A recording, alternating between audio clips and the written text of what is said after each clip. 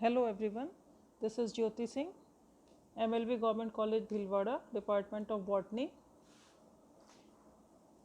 आज का टॉपिक है आपका वॉल वॉक्स।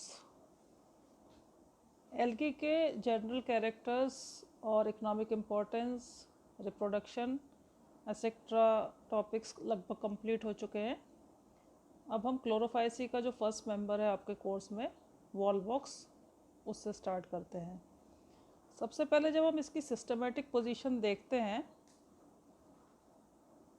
तो फ्रिश के अनुसार जो इसका वर्गीकरण है वो इस प्रकार है: विभाग थैलोफाइटा, उप विभाग एल्गी, वर्ग क्लोरोफाइसी, गण वॉल्वोकेल्स, कुल वॉल्वोकेसी, वंश वॉल्वॉक्स।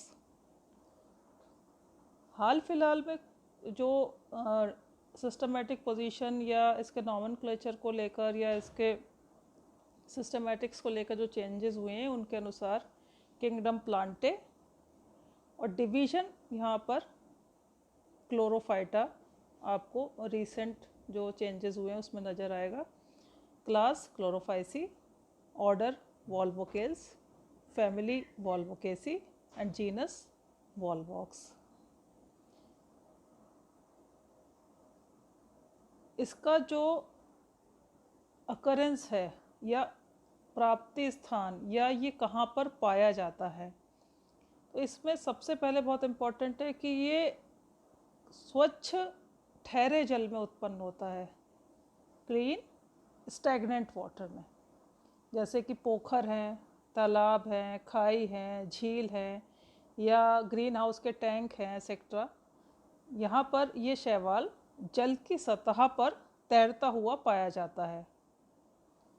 कभी कभी इसकी संख्या इतनी ज़्यादा होती है कि पूरा का पूरा जल ही हरा लगता है और इसका जो नाम है वॉल्वॉक्स, ये लैटिन भाषा के एक शब्द वॉल्वियर पर रखा गया है, जिसका लिटरल मीनिंग है लुढ़कना।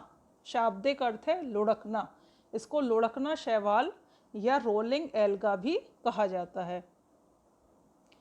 ये जो शब्द है लुढ़कना शैवाल, ये इसकी जो एक विशिष्ट प्रकार का मूवमेंट है, कैरेक्टरिस्टिक मूवमेंट है, जो एक गति करता है, उसकी ओर इंगित करता है। यह शैवाल गर्मी में, बारिश में, बसंत ऋतु में मिलता है और बाकी के समय में ये नष्ट हो जाता है और इसकी लगभग 20 स्पीशीज़ पाई जाती हैं। All are aquatic and free floating. सारी जलीय हैं, एक्वेटिक हैं और फ्री फ्लोटिंग हैं। They mostly occur in fresh water bodies and it forms a beautiful green coloured phytoplankton on the surface of water bodies. जहाँ पर ये पाया जाता है वहाँ पूरी सतह ग्रीन नज़र आती है, पानी की सतह। And it occurs as green rolling balls of pinhead sized coenobia. इसकी सबसे ज़्यादा मिलने वाली जो जाति है वो है वॉल्वॉक्स ग्लोबेटर। इसके अलावा अन्य और जातियां जो पाई जाती हैं उनमें मुख्य है Volvox aureus, Volvox africanus, Volvox prolificus, Volvox merrillii etcetera. अब आता है इसकी कायिक संरचना, इंग्लिश में कहेंगे वेजिटेटिव स्ट्रक्चर। सबसे पहले जो कायिक संरचना में बहुत इम्पॉर्टेंट चीज़ है कि यह एक कॉलोनियल शैवाल है। यह पीले हरे रंग का एक कॉलोनियल शैवाल होता है।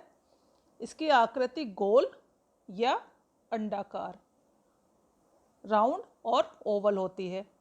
इसका जो आकार है वो ऑल पिन के सिरे के बराबर होता है। जैसे कि आप ऑल पिन का जो ऊपरी सिरा देखते हैं गोल, वो साइज़ का लगभग ये पाया जाता है। अंदाजे से 0.5 मिलीमीटर डायमीटर का इसका साइज़ है और नेकेड आँखों से भी आप इसको आसानी से देख सकते हैं। और इसकी जो एक कॉलोनी है उसमें लगभग 500 से लेकर 60,000 कोशिकाएं तक पाई जाती हैं। अलग अलग जातियों में इन कोशिकाओं की संख्या वैरी कर सकती है।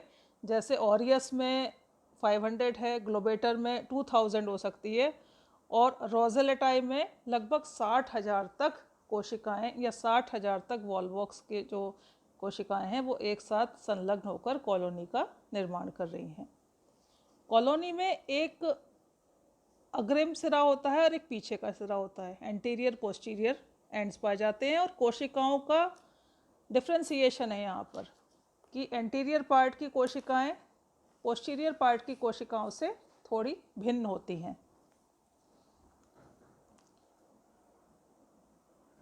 अब आप ये देखिए कि इंग्लिश में समझने के लिए आपको मैं बता रही हूँ कि plant body is multicellular motile coenobium.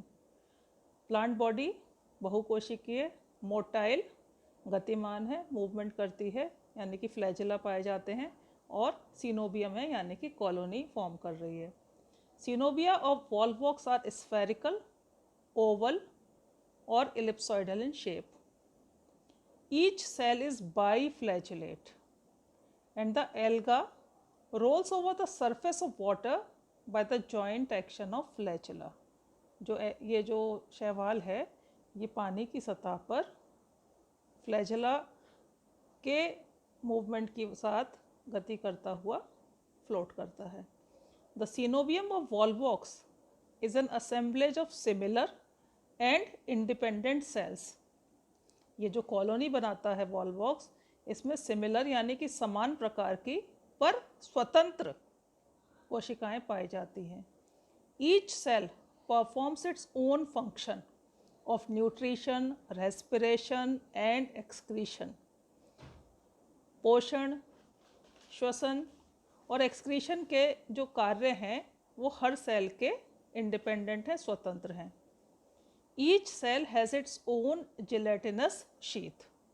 एक जिलेटिनस शीथ हर कोशिका के चारों ओर पाई जाती है, and it is connected with the sheath of the other cells by a series of cytoplasmic strands that are called plasmodesmata.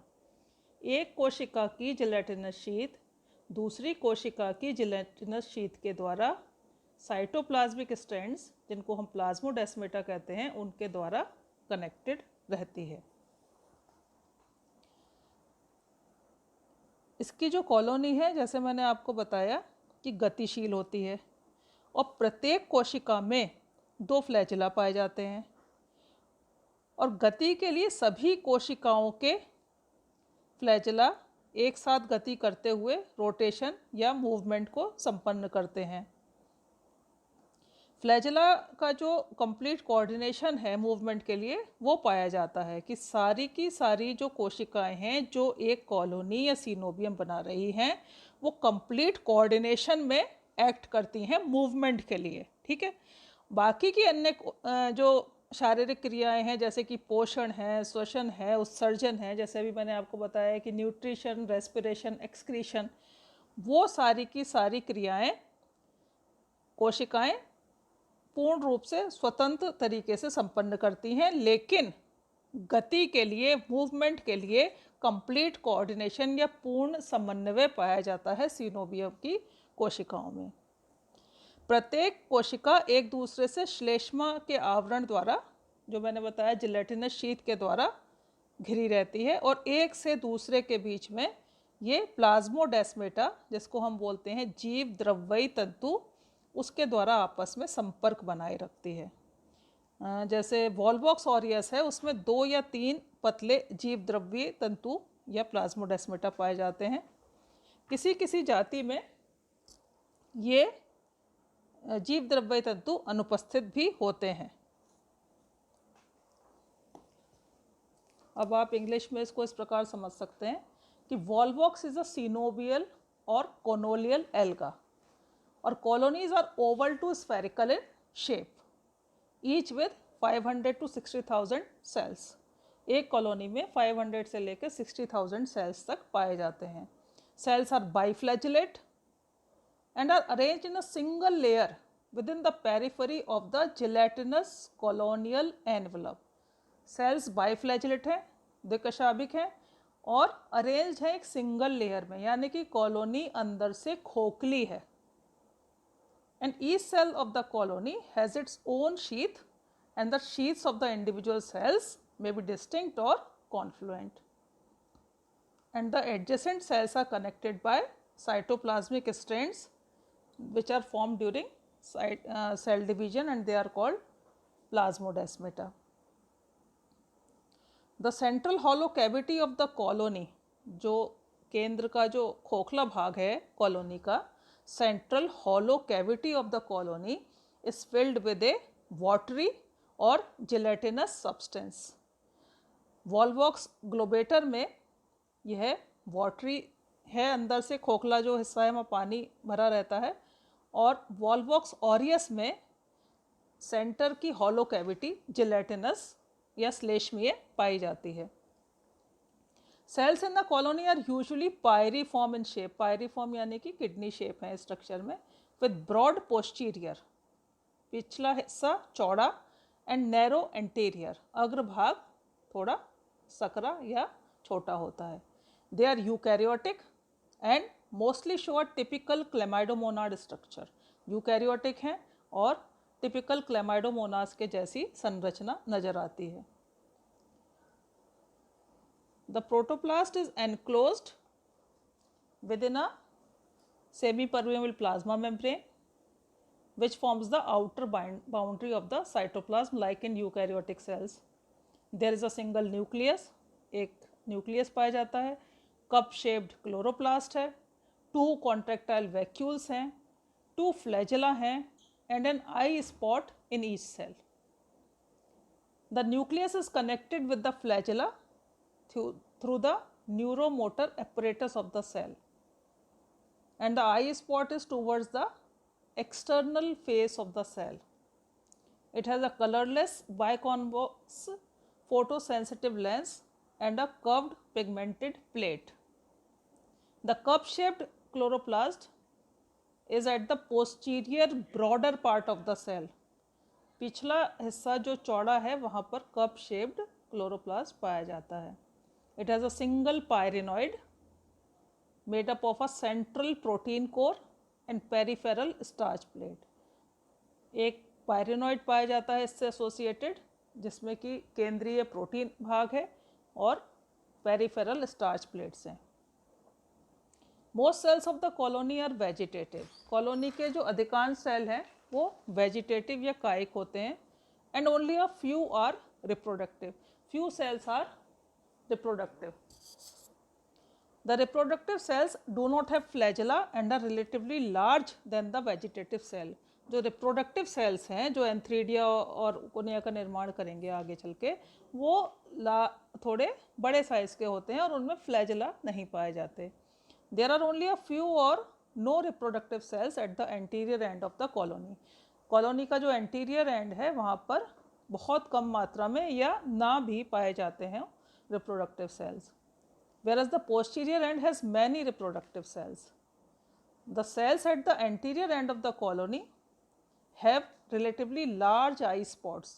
जो anterior end के कोशिकाएं हैं उनमें कॉलोनी में large spots जो हैं बड़े पाए जाते हैं than those at the posterior end. Thus the colony of Volvox shows polarity, यानी कि जो Volvox की कॉलोनी है वो ध्रुवता पाई जाती है, उसमें पोलैरिटी पाई जाती है, एंटीरियर पोस्टीरियर एंड में डिफरेंस पाया जाता है.